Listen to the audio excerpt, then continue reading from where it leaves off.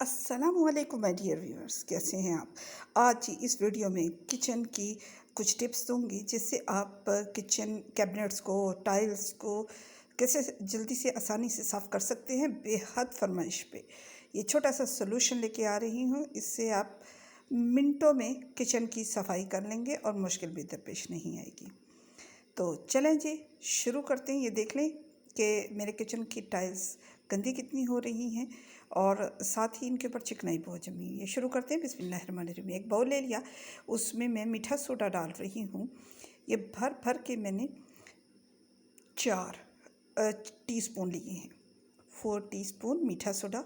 ये कोई भी लिक्विड जो डिश वॉश है वो ले लें। ये 3 टेबलस्पून मैंने इसमें ये डाला है मीठे सोडे में, मीठा सोडा लिक्विड।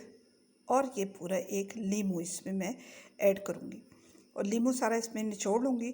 और उसके बाद लीमू निचोड़ने के बाद मैं इसमें ऐड करूँगी सफ़ेद सिरका, जो तकरीबन 2 टेबलस्पून होगा। तो ये मिक्स करेंगे हम। ये हो गया। अब मैं डाल रही हूँ जी, ये देखें, विनीगर, जो आम घरों में सिरका होता है, सफ़ेद सिरका, ये मैंने डाल दिया।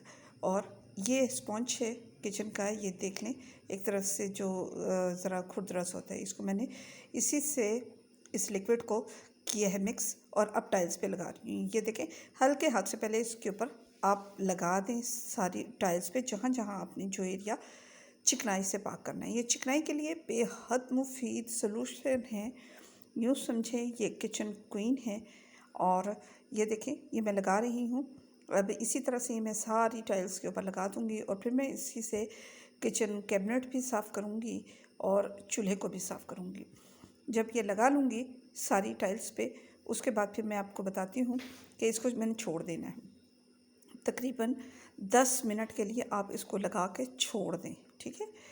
अब ये देखें, ये मैं आपको दिखा रही हूँ कि ये इस तरह से है। अब मैंने करना ये है कि दोबारा से वही वाला स्पॉन्ज मैंने लेना है। ये देखें, 5 मिनट बाद इस तरह की लेयर्स उतर उतर के गिरना शुरू हो गई हैं। ये चिकनाई की लेयर्स थी, क्योंकि ये जो मैंने चीज़ें बनाई थी, इनसे चिकनाई फौरी तौर पे डिज़ोल्व होना शुरू हो जाती है। तो अब मैंने स्पॉन्ज को धो के और दोबारा इस्तेमाल करना है। अभी पहले मैं इसको ज़रा रगड़ूंगी एक दफ़ा। अब ज़रा हल्के हाथ से इसको रगड़ते जाइए। ये देखिए, आपको दिखाने के लिए वही सॉल्यूशन मैंने चूल्हे पर लगा दिया। ये बर्नर इसके काफ़ी ख़राब हो रहे थे, तो सोचा ये भी आपको बता दूं कि कैसे होता है। अब जनाब, ये मैंने लेके यही वाला स्पॉन्ज और धो के और इन टाइल्स को साफ़ करना शुरू किया, तो साथ साथ चिकनाई उतरती चली गई। ये देखिए, सारे दाग फटाफट ख़त्म हो गए और किचन की टाइल्स भी चमकना शुरू हो गई। ये आपको नज़र आ ही रहा होगा। ये मैं बहुत ये रगड़ के नहीं कर रही, बस हल्के हल्के हाथ से किया और तो साफ़ हो गया। इसी तरह से मैं ये चूल्हा भी साफ़ कर लूँगी। ये चूल्हा साफ़ करने के बाद मैं जाऊँगी किचन कैबिनेट की तरफ। जी, ये देखें, ये भी बहुत गंदे हो रहे हैं, तो इनको भी मैंने यही वाला सॉल्यूशन लगा दिया है और 10 मिनट छोड़ दिया था। अब 10 मिनट छोड़ने के बाद मैं इसको रगड़ूंगी और हल्के हाथ से रगड़ना पड़ता है, इतना मुश्किल नहीं है।